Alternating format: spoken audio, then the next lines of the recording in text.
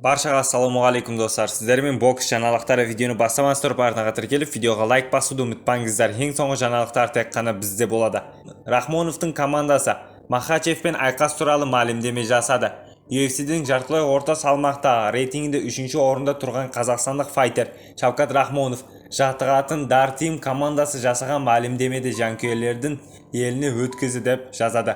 Рахмонов пен Махачев титулдық айқас үшін шыға алама. Команданың әлеуметтік желісінде Шавкат Рахмонов пен Ислам Махачев арасындағы ықтимали жекпе-жектің постері жарияланды. Айта кетейік, Ислам Махачев UFC-дің PFP рейтингінде ең мықты файтерлердің бірі саналады. Мұндай титулдық жекпе-жекті біз жақын болашақта көріп қалуымыз мүмкін деп жазыпты Дар Team'нің ресми парақшасында. Махачев карьерасын өзгеретін қадамға барды. Еске салайық, Ислам Махачев жеңіл салмақтағы чемпиондық белбеуін бас тартып, жартылай орта салмаққа өтуге шешім қабылдады. Бұл өзгеріс Рахмоновтың дивизионында Белал Мухаммед титулды айырылып қалғаннан кейін болып отыр.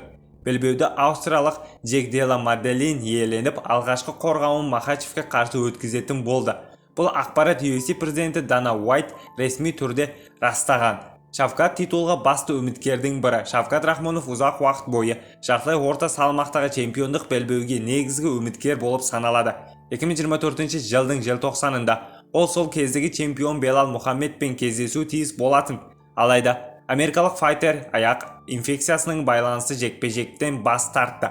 Кейін бұл кездесу 2025 жылдың мамырына шегерленді. Бірақ бұл жолы Рахмонов жарақат алып, октагонға шыға алмады. Оның орнына шыққан Маделини күтпеген жеңіске жетіп, және чемпион атанды. Сіздермен бокс жаңалықтар болды. Арнаға тіркеліп, видеоға лайк басуды ұмытпаңыздар. Ең соңғы жаңалықтар тек қана бізде болады.